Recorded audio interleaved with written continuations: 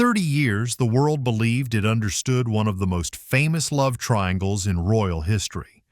A devoted wife, torn between duty and desire, ultimately choosing her first love over her husband. The narrative seemed complete, the players clearly defined. Charles, the patient prince; Camilla, the woman who couldn't escape destiny; and Andrew Parker Bowles, the gracious gentleman who stepped aside when love called. But what if everything we thought we knew was wrong? What if the man painted as the understanding victim had been carrying a secret that would fundamentally change our understanding of one of the most scrutinized royal relationships of the modern era? After 3 decades of silence, Andrew Parker Bowles has spoken. His words are direct, devastating, and they shatter the carefully constructed narrative we've accepted as truth. People assume I left because of Charles. The reality is I could have accepted Charles. What I couldn't accept was what Camilla had become. To understand the magnitude of Andrew Parker Bowles' revelation, we must journey back to where this story truly begins. Not in the corridors of Buckingham Palace, but in the glittering world of British aristocracy in the late 1960s. Andrew Parker Bowles and Camilla Shand represented everything their social circle celebrated. He was the quintessential military officer, handsome, impeccably connected, and rising swiftly through the ranks of the household cavalry. She possessed that rare combination of intelligence and charm that captivated London society, known for her quick wit and refreshing disregard for stuffy protocol. Their courtship unfolded like scenes from a period drama. Polo matches at Windsor Great Park, hunting parties in the Cotswolds, elegant dinner parties where their chemistry was evident to all who witnessed it. The social pages chronicled their romance with the breathless enthusiasm reserved for fairy tale love stories. Yet beneath this polished veneer, hairline cracks were already forming in their foundation. Andrew's reputation for romantic wandering was well established among their circle, a fact that would later take on profound significance. But more troubling still was something most observers failed to recognize.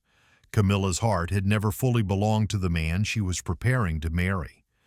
The passionate affair between Camilla Shand and Prince Charles in the early 1970s was no secret within aristocratic circles. When duty called Charles overseas, effectively ending their relationship, most assumed the chapter was closed. They were wrong. The emotional connection between Camilla and the future king had merely been suspended, not severed.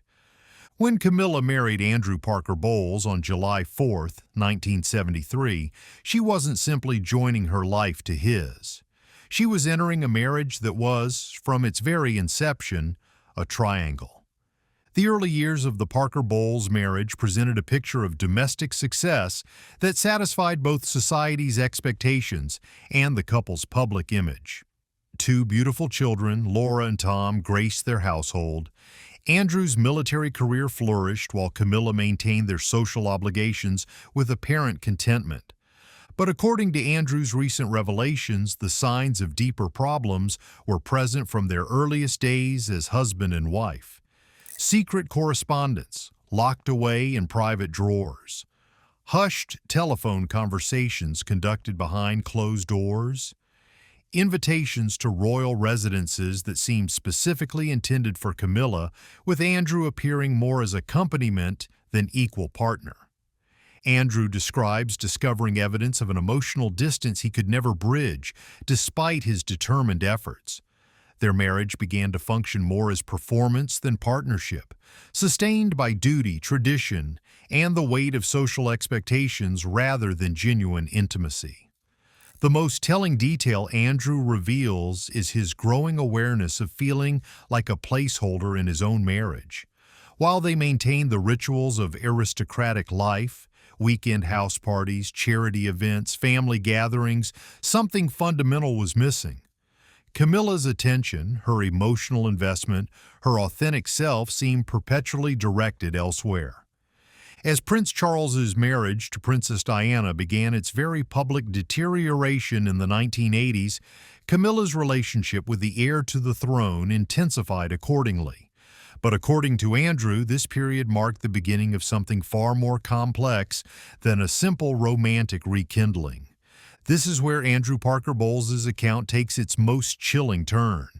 He describes witnessing his wife undergo a transformation that extended far beyond matters of the heart into the realm of calculated strategic planning. The woman who had once laughed at royal protocol, who had charmed him with her authenticity and irreverent humor, was systematically replacing herself with someone else entirely. In her place emerged a strategic player in the complex game of royal politics, someone whose every move seemed calculated for maximum advantage in positioning herself for a future beside the throne. Andrew reveals discovering physical evidence of this transformation: folders containing newspaper clippings, strategic notes, detailed observations about court dynamics and public opinion. These weren't the scattered interests of someone casually following royal news. They represented the careful research of someone studying to pass the most important examination of her life. Camilla began cultivating relationships with unprecedented focus. Former royal press secretaries, political allies, influential members of the establishment, anyone who could potentially smooth her path toward eventual acceptance within the royal family found themselves courted by the woman who had once mocked the very world she was now determined to join. Every social event became a strategic opportunity. Every public appearance was calibrated for maximum benefit to her long-term objectives. The spontaneous, earthy woman Andrew had fallen in love with was being methodically replaced by someone who understood that authentic feeling, however genuine, was secondary to calculated positioning. While the world's attention fixated on the explosive revelation of intimate telephone conversations between Charles and Camilla, Andrew Parker Bowles was experiencing a more personal devastation within the walls of his own home. The public humiliation of having his private life dissected in tabloid headlines paled in comparison to what he describes as the complete erasure of his significance in his wife's emotional landscape. He had become not just secondary but essentially invisible in the life they ostensibly shared.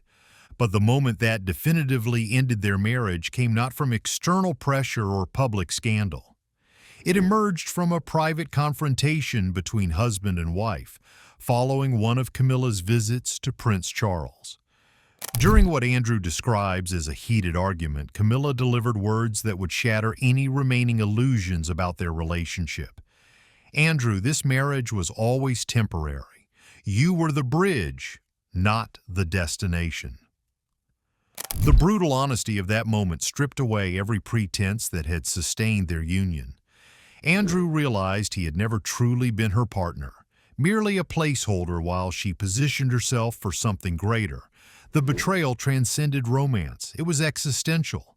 Their shared life, their children, their home, all of it had been reduced to stepping stones on her path to power.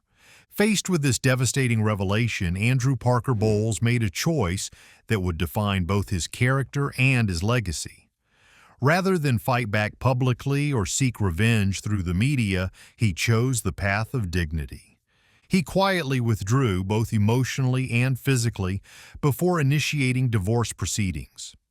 The palace, eager to avoid additional scandal surrounding the heir to the throne, encouraged discretion. There would be no public battles, no explosive interviews seeking to damage reputations or expose secrets. Simply a quiet end to a marriage that had been hollow for years. When their divorce was finalized in January 1995, it barely registered in the public consciousness.